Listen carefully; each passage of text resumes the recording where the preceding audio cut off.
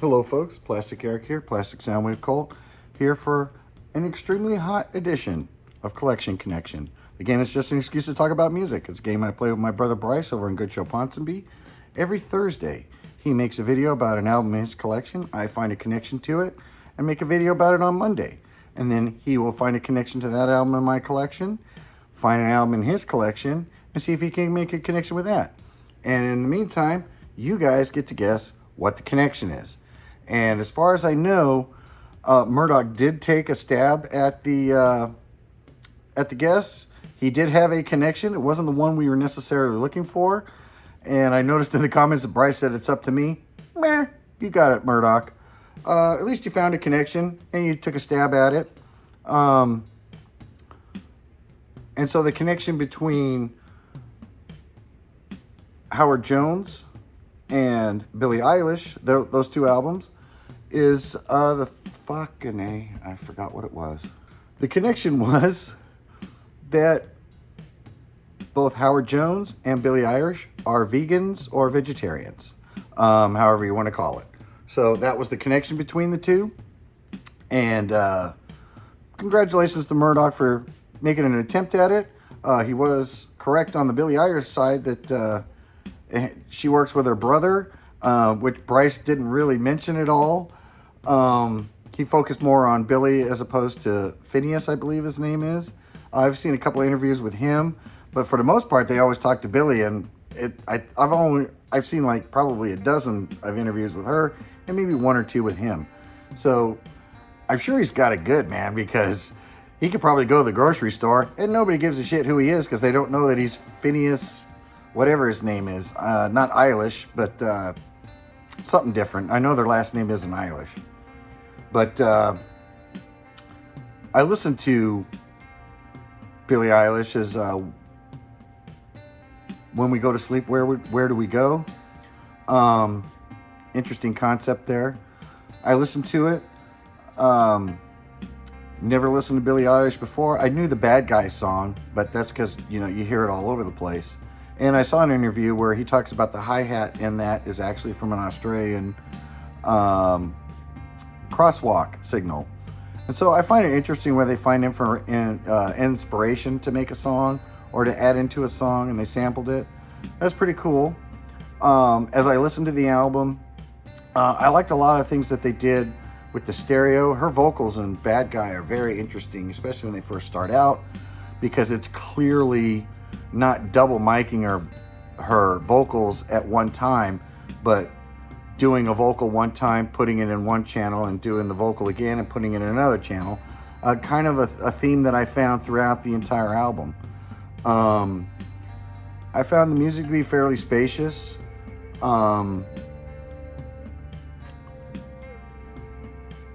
maybe have a hard time with it because I am a little bit older, and it seems weird, like she's kind of giving a little bit of advice to people.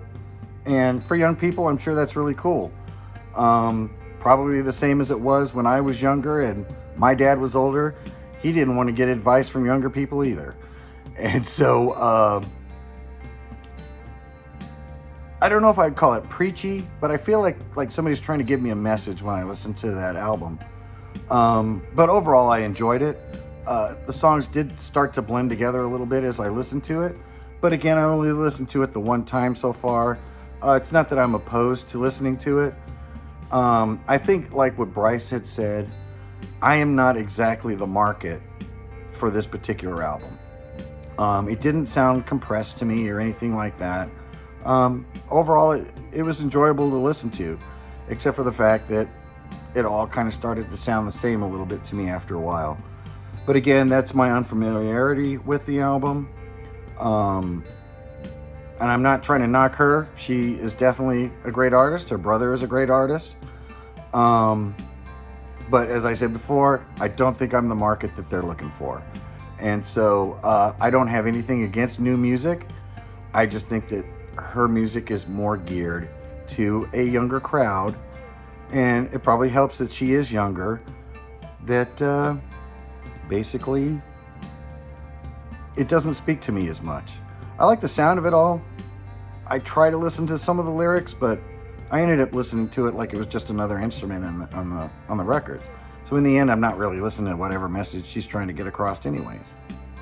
So with that, what did I pair that up with? What could I possibly come up with that would connect to this artist? Let's check it out.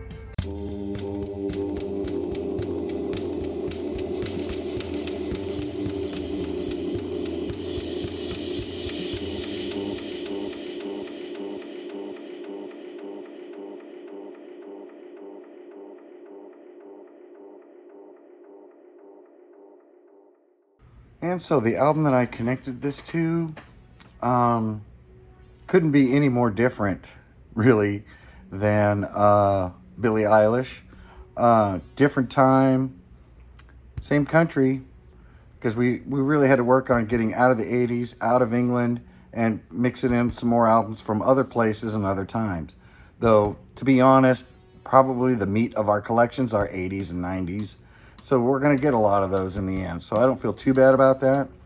But this was a great connection, and Bryce helped me with this one. And I checked it out, and it was all legit.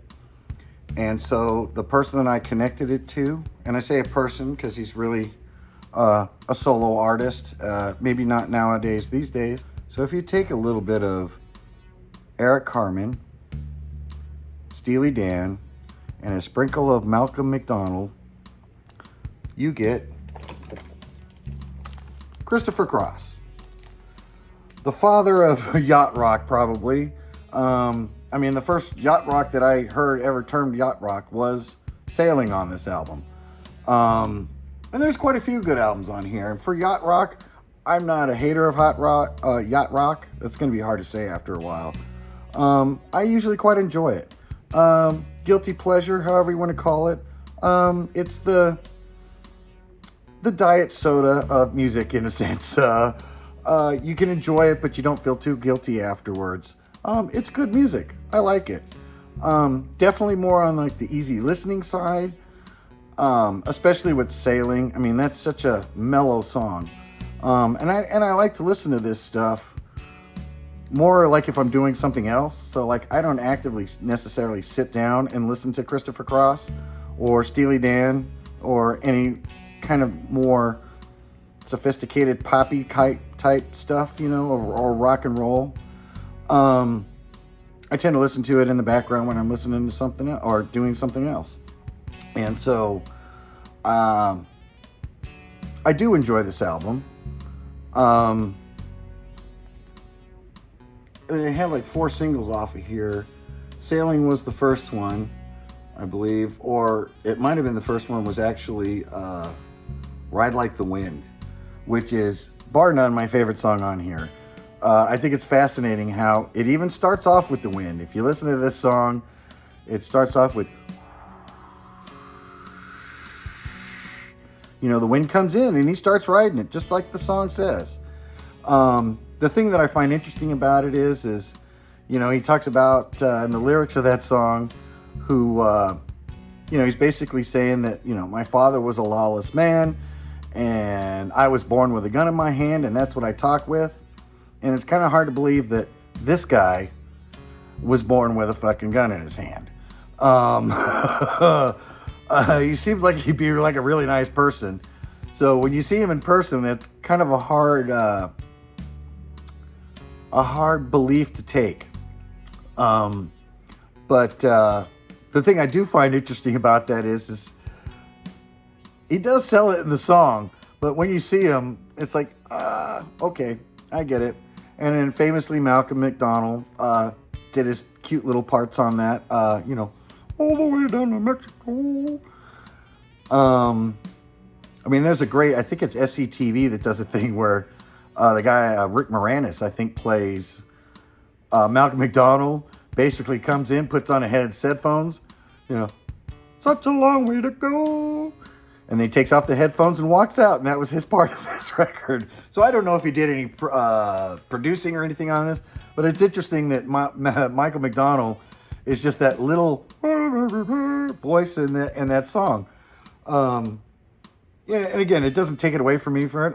I could listen to that song over and over. I really dig it. In fact, I did when I was listening to this album, you know, Walkin' Benny, I listened to that song several times. I love it. I think it's a great yacht rock song. And again, I'm not a hater of yacht rock. But I could see how this is not the favorite of most people. And another interesting thing that he has on here is he's got his little motif. You know how Iron Maiden has Eddie, Dio has, I forgot what that guy's name is, Gruber or something like that, is his symbol. Christopher Cross, except for one album that I could see, though it still had pink on it, he always has, and I think based on this album, always has a flamingo in his album covers. And I think it's a nod to this first album because it did so well. I mean, we talk shit about it now, but when this came out, people fucking loved it. You don't believe me? Look at all the awards that this thing won. You know, he just came out the gate and was playing hard as soon as he got out. And so I feel that people loved this at the time. They learned to hate it over time. And I think people are starting to come back around to it again. I watch a stream that every year does a yacht rock stream. And I love listening to it because definitely songs that I don't want to listen to 100 times over and over. But it's nice to remember when you hear them once in a while, you know? And so, again, don't hate yacht rock. Guilty pleasure for me. Of course, I'll never be rich or own a yacht, but I like the music that those guys play, I guess. So with that, I see I'm way over my time. This is going to be a way too long of a video. But if you get a chance, check out Christopher Cross, except for, you know, all you hardcore guys. I know you won't even go near it. And I'd be surprised if this video actually goes anywhere. I'm predicting 9 views for this one. So if you get a chance, take a guess. What do you think the connection is between Christopher Cross and Billie Eilish? And if you can figure out, you'll get a shout out on our next video. So until then, try to figure out